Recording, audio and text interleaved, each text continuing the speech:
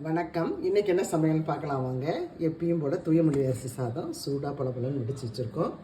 அடுத்து இன்றைக்கி மிளகாய் கிள்ளி போட்ட சாம்பார், அதுவும் ரொம்ப அருமையாக வந்திருக்கு.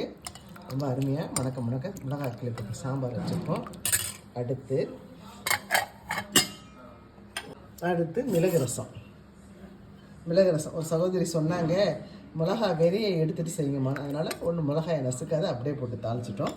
மிளகு ரசம். அடுத்து இன்றைக்கி அதலை மீன் கிடச்சிதுங்க, அது வறுத்துருக்குறோம். மசாலா போட்டு வறுத்துருக்குறோம். சூப்பராக நல்ல மணமாக இருக்குது. அடுத்து உருளைக்கிழங்கு வறுவலுங்க. இந்த உருளைக்கிழங்குல ஒரு ஸ்பெஷல் என்னென்னா, நம்ம ஊர் சைட்லாம் இந்த மாதிரி உருளைக்கிழங்கு தான் கிடைக்கும். இந்த மாதிரி தான் கிடைக்கும். இங்கேயும் இப்படி தான் இருக்கும். ஆனால் நம்ம ஊர் பக்கம் இருக்கிற டேஸ்ட் இதில் இருக்காது. இப்போ இந்த டைம் மார்க்கெட்டுக்கு போயிருக்கிறப்ப இது இன்னும் ரெட் பொட்டேட்டோன்னு சொல்லிட்டு விற்றுருந்தாங்க.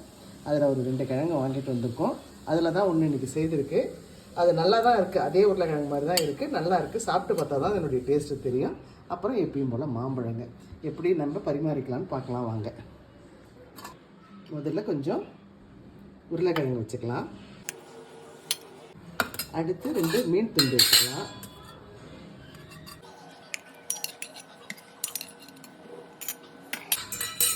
அடுத்து கொஞ்சம் சாதம் போட்டுக்கலாம்.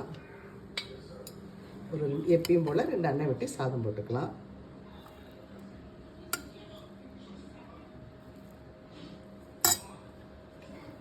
அடுத்து மிளகாய் கிள்ளி சாம்பார், அது கொஞ்சம் எடுத்துக்கலாம். தேவையானது அதை எடுத்துக்கலாம். மிளகாய் கிள்ளி சாம்பார். அடுத்து மிளகு ரசம், அதுவும் கொஞ்சம் எடுத்துக்கலாம்.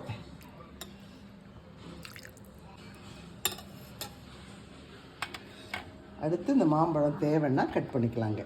இதுதான் இன்றைக்கி எங்கள் வீட்டு சமையலுங்க. தூயமல்லி அரிசி சாதம், மிளகாய் கிள்ளி போட்ட சாம்பார், மிளகு ரசம், அதலை மீன் வறுவல், ரெட் பொட்டேட்டோ வறுவல், மாம்பழங்க. இவ்வளோ தான் இன்றைக்கி எங்கள் வீட்டு சமையல்.